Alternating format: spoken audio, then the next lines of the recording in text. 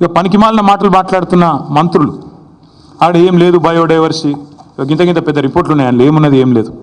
ఎన్ని రకాల స్పీషీస్ ఉన్నాయి, ఎంత ఫ్లోరా ఉంది, ఎంత ఫౌనా ఉంది, అక్కడ ఎన్ని పక్షులు ఉన్నాయి, ఎన్ని రకాల పక్షులు, మొత్తం డీటెయిల్స్ ఉన్నాయి.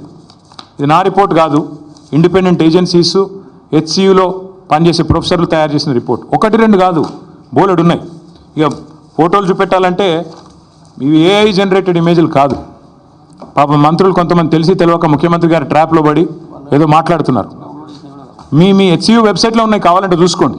హైదరాబాద్ సెంట్రల్ యూనివర్సిటీ వెబ్సైట్లోనే ఇవన్నీ కూడా ఉన్నాయి. చెరువులు, అక్కడ ఉండే తాబేళ్ళు, 1-2 కాదు, అక్కడ ఉండే పశువులు, అక్కడ ఉండే పిట్టలు, పక్షులు, అక్కడ ఉండే చెరువులు, ఇక అక్కడికి పోయిన రేవంత్ రెడ్డి గారి బుల్డోజర్లు, అక్కడ ఎరేజ్ చేసిన, అక్కడ వీరు క్రియేట్ చేసిన అరాచకం.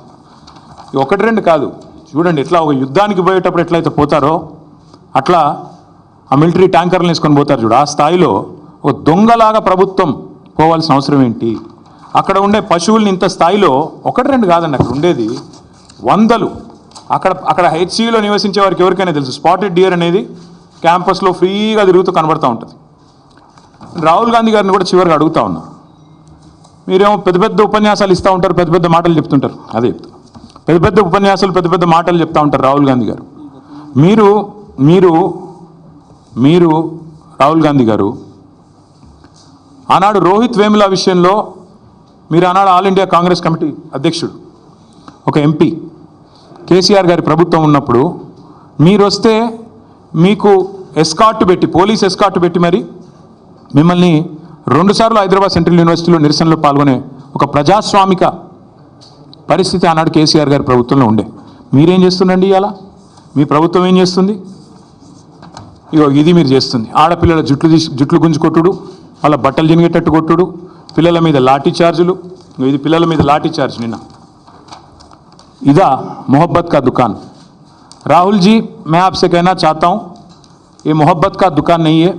आज तेलंगाना कांग्रेस गवर्नमेंट में नफरत का नया मकान बन गया।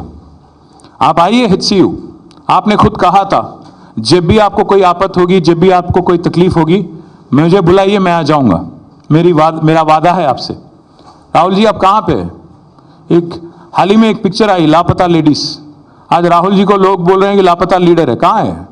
पॉलिटिकल टूरिस्ट जो हैं राहुल जी, आइएगा एक बार। आप दर्शन देते रहते हो कभी का एक बार 1 साल में, आइए हैदराबाद सेंट्रल यूनिवर्सिटी, यहाँ की बच्चों के साथ बैठिए, बताइए उनको, समझाइए कि क्यों आपकी गवर्नमेंट कर रही है जो कर रही है, जो कारनामा, जो लाठीचार्ज कर रही है और जो बार बार बकवास कहा जाता है। मैं याद दिलाना चाहता हूँ एक और चीज़ भी, మీకు గుర్తుండాలి, ఇదే హైదరాబాద్లో టైమ్స్ ఆఫ్ ఇండియా వాళ్ళు క్యాంపెయిన్ రన్ చేశారు. ఆ మధ్యన మేము కేబీఆర్ పార్క్ చుట్టూ ఫ్లైఓవర్లు కడదామని స్టార్ట్ చేస్తే SRDP కింద క్యాంపెయిన్ స్టార్ట్ చేశారు, సేవ్ కేబీఆర్, ఒక 700 చెట్లు కొట్టేస్తున్నారని. మేము ప్రజాస్వామిక లక్షణాలు ఉన్న ప్రభుత్వం కాబట్టి విరమించుకున్నాం. అక్కడ కేబీఆర్ వాకర్స్ అందరూ నిరసన చెప్తుంటే వి విడ్రూ. ప్రభుత్వం ఒక నిర్ణయం తీసుకున్న, టెండర్లు కూడా పిలిచాం, టెండర్లు ఫైనల్ అయినాయి, అగ్రిమెంట్ అయింది, 6 ప్యాకేజీలు. కానీ ప్రజలు ఎప్పుడైతే నిరసన చెప్పారో మేము వెనుకకు తగ్గాం. కరెక్ట్ కాదు, వాళ్ళని కాదని, మనం వాళ్ళ కోసమే చేస్తున్నాం, మనకెందుకు అని మనం నగర మంత్రులు, నగర ఎమ్మెల్యేలు అందరం కూడా పోయి సార్ని అడిగితే వద్దు, ఆపేయండి అన్నారు కేసీఆర్ గారు. That is commitment. ప్రజాస్వామిక లక్షణం ఉన్నవాడైతే ఆ పని చేస్తాడు. ప్రజలు ఎప్పుడైనా ఏదైనా చెప్తే వింటాడు. కానీ నేను నీ అంతను, నా అంత గొప్పవాడు ఎవడు లేడు అనుకుంటే రేవంత్ రెడ్డిలాగా ఉంటుంది.